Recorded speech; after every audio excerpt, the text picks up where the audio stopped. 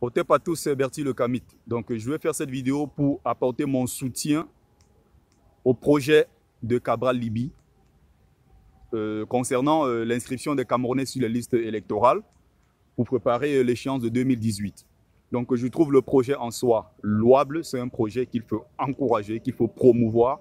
Parce que je pense que pour que les choses changent dans ce pays-là, il faut forcément passer par la voie des urnes. C'est d'ailleurs la seule voie légale. Donc, dans un premier temps, je vais parler de ça et puis par la suite, je vais clôturer avec le problème anglophone. Je vais apporter certains petits détails.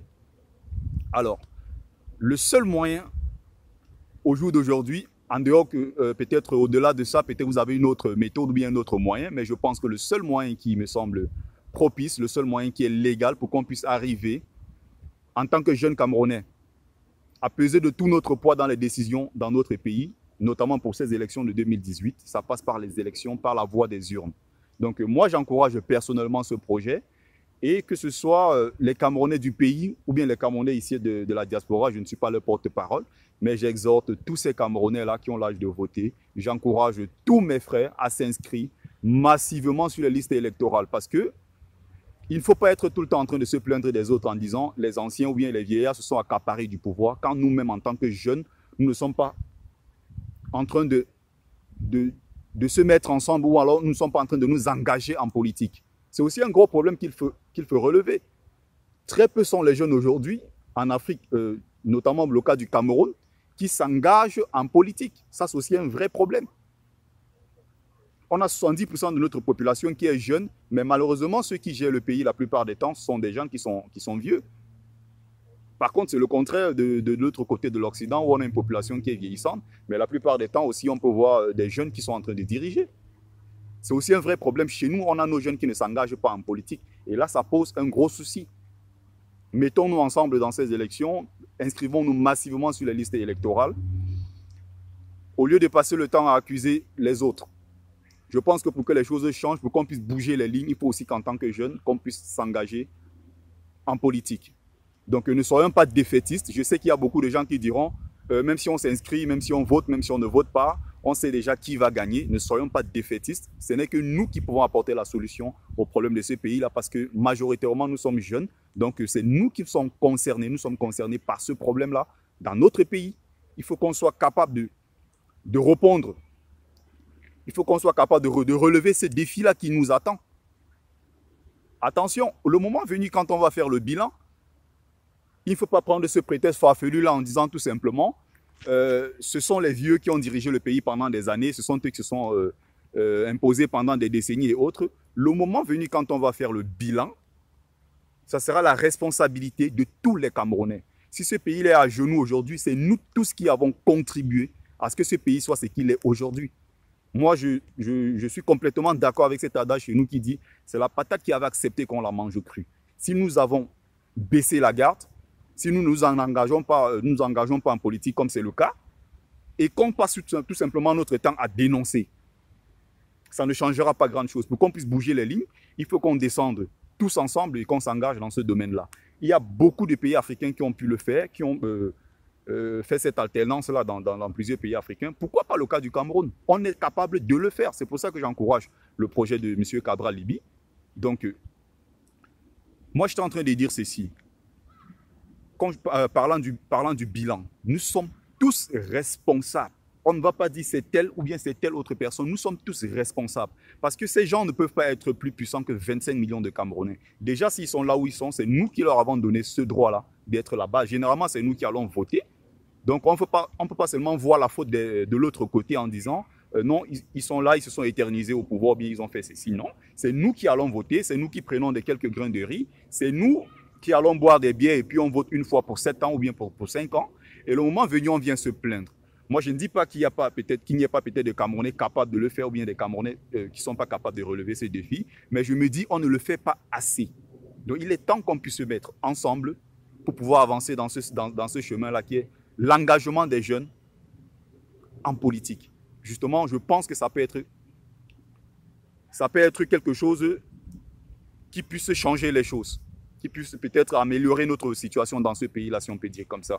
Bon, maintenant, je vais clôturer avec le problème anglophone. La dernière fois, quand je minimisais le nombre d'anglophones au Cameroun en parlant de 400 000 et autres, Ça ne veut pas dire que je ne connais pas le nombre d'anglophones qu'il y a dans mon pays. Mais évidemment, j'ai envie de faire passer un message qui est celui-ci. Donc, minimiser le nombre pour vous faire comprendre qu'en fait, vous gagnerez ou alors vous avez tout intérêt à vous lier à nous pour qu'on puisse avancer ensemble. Donc, sur un seul chemin, en tant qu'enfant d'une même mère, qu'on puisse parler d'une même voix pour se faire entendre. C'est pour ça que d'ailleurs, à travers cette vidéo, j'exhorte francophones comme anglophones à nous engager massivement pour que le moment venu, les décisions ne soient pas prises par les autres, mais que nous-mêmes nous puissions imposer notre patte dans notre destin, qu'on puisse faire quelque chose ensemble. Alors, il y a d'autres problèmes dans le problème anglophone dont j'avais expliqué la dernière fois dans une courte vidéo. Il y a des clichés en disant, en traitant nos frères aujourd'hui de terroristes, en traitant nos frères de Biafra, en traitant les autres de Anglo-Foufou, de Bamenda et autres, en disant, vous pouvez vous casser, aller au Nigeria, aller dans d'autres pays, on s'en fout de vous le moment venu. Ce sont simplement des clichés, mais ce sont des clichés aussi en même temps qui en disent long sur la situation des anglophones chez nous. Il y a aussi un autre problème qui est un sérieux problème de nomination. Ils se sont plaints toujours depuis des années et le gouvernement en place ou bien le pouvoir en place n'a pas fait des choses pour pouvoir améliorer leur situation. Donc je suis pour que vous puissiez fondre dans la masse avec nous pour qu'on puisse former ensemble, construire ce pays-là. Au lieu de se diviser, ça ne nous sert pas à grande chose parce que, si on se divise, les multinationales et autres vont toujours continuer à imposer leurs pattes, ils vont continuer à s'imposer, alors que si on est plus nombreux et qu'on se réunit autour d'un seul projet, qui est celui d'avoir la capitale à Addis Abeba, on peut peser de tout notre poids dans les décisions à l'échelle mondiale. Voilà toujours ce que je soutiens.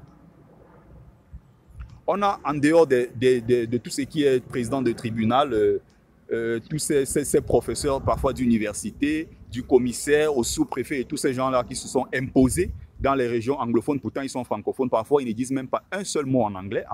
En anglais, pourtant ils sont en train de diriger dans une région anglophone. Ils ont pu s'imposer, d'autres parfois par des nominations. Et la plupart du temps, ils ont aussi piétiné leur culture chez les anglophones. Vous savez, ils ont un fort respect pour ce qu'ils appellent chez eux les faunes, les chefs et autres. Ils ont ça dit qu'ils ont leur culture qui est parfois différente de la nôtre. C'est pour ça qu'ils ont le droit de revendiquer parce que peut-être, je vais dire comme ça, dans la culture anglophone, revendiquer, c'est quelque chose de normal. Même si nous, quelque part, francophones, on est à un certain moment tellement feignants au point où boire le vin, monter, descendre et tout est devenu la norme chez nous et qu'on ne réclame pas, on ne revendique pas assez. S'ils ont pris cette initiative-là qui est de revendiquer, il faut bien sûr les encourager sur ce chemin-là. Par contre, pour la division, je ne suis pas d'accord. Donc, certains anglophones m'ont répondu suite à ma vidéo en me disant ceci. Vous, les francophones, vous exploitez nos richesses chez nous, dans le nord-ouest et le sud-ouest, pour vous enrichir. Vous êtes devenus bien au pays parce que vous avez tout et nous autres anglophones, on est en arrière-plan. C'est complètement faux. Ceux qui dirigent ce pays-là et ceux qui ont profité de ces richesses-là depuis des décennies, vous connaissez très bien ces gens-là. C'est une minorité qui profite des richesses, évidemment. Donc, n'allez pas dire que ce sont les francophones comme si nous tous on profité de ces richesses. Nous sommes dans le même pays, c'est la même situation pour nous tous, c'est dur pour tout le monde. Donc, on est tous dans le même panier, si on va dire comme ça, c'est la merde pour tout le monde. Il n'y a pas que d'un côté, les francophones sont à l'aise, ils sont peut-être mieux considérés et qui profitent de toutes les richesses du pays et que les anglophones de l'autre côté ne sont pas aimés ou ils ne sont pas acceptés. Même s'il y a une légère différence dans le traitement, quelque part, on doit être honnête pour l'avouer, revendiquer pour que les conditions puissent changer, mais pour votre projet d'Ambazonia, honnêtement, je ne suis pas trop fan du projet en question. Donc moi, je me dis, le problème du Cameroun à l'heure actuelle, c'est un problème tellement simple. Rassembler les dirigeants, les ressortissants anglophones qui sont leurs leaders, avocats, tout ce qui est médecins et autres, toute cette partie-là qui s'est constituée pour pouvoir résoudre le problème anglophone. Rencontrer tout simplement ces leaders anglophones pour discuter avec eux comme étant les enfants d'une même maman, d'une même mère qui est le Cameroun. C'est aussi simple que ça. Le problème serait résolu depuis combien de temps aujourd'hui? On est en train de discuter d'une affaire anglophone qui est en train de partir là, en catastrophe là, depuis combien de temps? Pourtant, c'est un problème qui est assez simple à résoudre. Nous sommes les enfants d'une même mère. Donc, j'appelle par cette vidéo, francophones comme anglophones, à vous inscrire massivement sur les listes électorales. Le moment venu, c'est nous qui devons prendre les choses en main pour assurer la relève. Merci de m'avoir écouté, c'était Bertie Le Kamit.